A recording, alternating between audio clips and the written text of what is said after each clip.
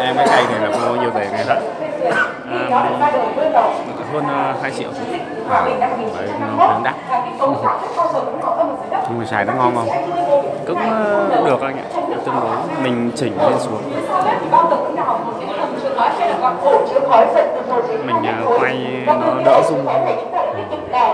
Ủa, nó có dâm từ đây à? Vâng. Mình phải kết nối Bluetooth sau mình có thể trái bên có pin ở trong đó, bên téo ở bên này giống như pin bên sạc, pin sạc đấy. Tránh khói, tránh khí khói của địch và còn luôn luôn đảm bảo cơm kẹo canh ngọt cho bộ đội ta trên khắp các chiến trường. Và hiện nay thì bếp Hoàng Cầm vẫn theo chân các anh bộ đội cụ Hồ trên đất đèo đường của quân giám hỏi. Vừa rồi viên gì tôi bé thế nhỉ? Bên Việt Nam mình lúc giờ có mét 45 cao có mét 45 đi bộ đội Bé quá. mét 45.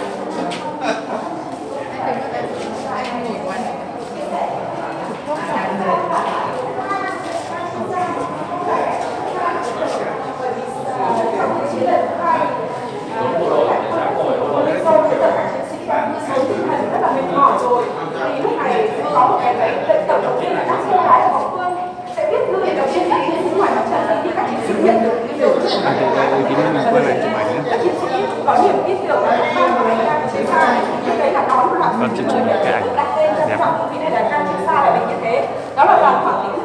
Đầu tiên là H6 là 6 nòng và bên Liên Xô đã viện trợ cho chúng ta là 12 khẩu và nhân cái 6 nòng này tương đương với 12 khẩu pháo nên là nó cái uy lực của nó rất là mạnh nhưng mà chúng ta xuất trận muộn lắm chỉ kịp là mùng 6 tháng 5 là bắn áp chế cứ điểm A1 bắn hiểm trợ lên cứ điểm A1 và bắn áp chế xuống cầu Mường Thanh này thôi nhưng nó đã góp phần kết thúc chiến dịch lịch sử Điện Biên Phủ một cách nhanh chóng và có lẽ hôm nay thì cũng được chia sẻ thông tin với các cô chú anh chị tại sao được gọi là Hai Trên Xa và tại sao cái loại vũ khí bí mật này cũng được nhắc đến trong lịch sử nhiều và bây giờ lại xuất hiện ở bảo tàng giới thiệu muộn bởi vì sau chiến dịch Điện Biên Phủ chúng ta đã rút về bí mật để đảm bảo cái bí mật về vũ khí để chúng ta đi các chiến trường cuối cuộc khác lúc bấy giờ.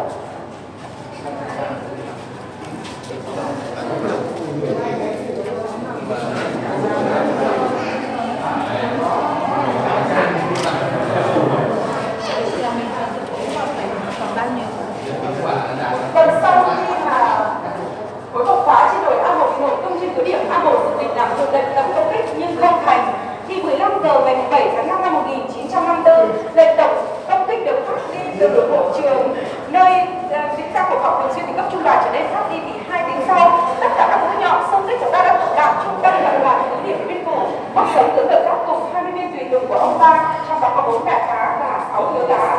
24 giờ một ngày Điện Biên Phủ bị hoàn toàn khi chín súng trong vòng 56 ngày đêm chúng ta đã loại khỏi vòng chiến đấu quân hàm 16.200 quân địch bắn rơi phá hủy 62 máy bay thu toàn bộ vũ khí và có một điều đặc biệt nhất trong lịch sử chiến tranh Việt Nam chưa bao giờ các bạn được số lượng tù binh nhiều trong chiến dịch lịch sử Điện Biên Phủ lên đến hơn 10.000 tù binh ạ. Vâng, 10.000 tù binh này cũng khá là khó khăn thưa anh chị đấy thì đất nước ta còn rất là nghèo và nó đã cả một câu chuyện dài sau này cũng cần để chia sẻ như thế nào. Sau đây em mời các anh chị em đi chuyện.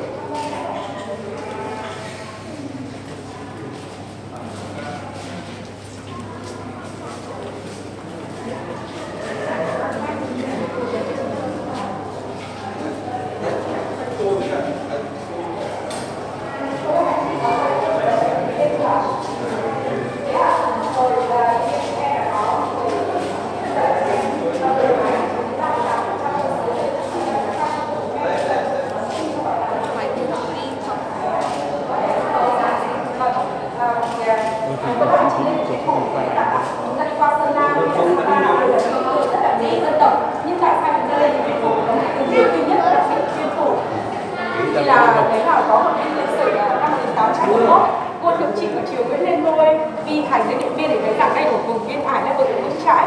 Ông đã đổi tên là Điện là bền vững Điện Biên Dương còn phủ là vực chính nên là vực Điện. Chương trình có xem kia.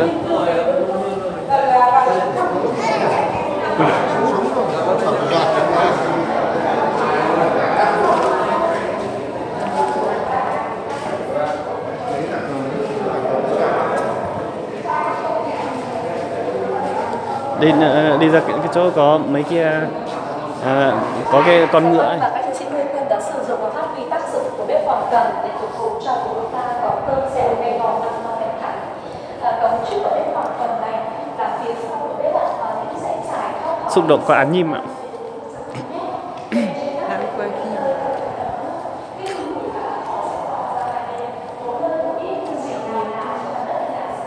Nó sao nè, tại hết tiêu quá, nó sẽ in tăng vào.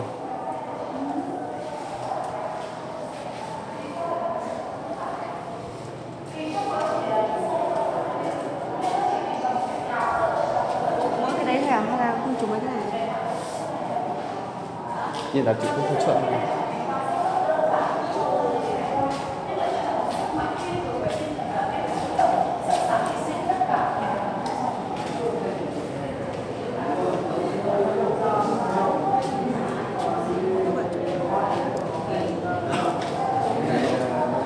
tư người ta quay phim phải nốt 10 phút.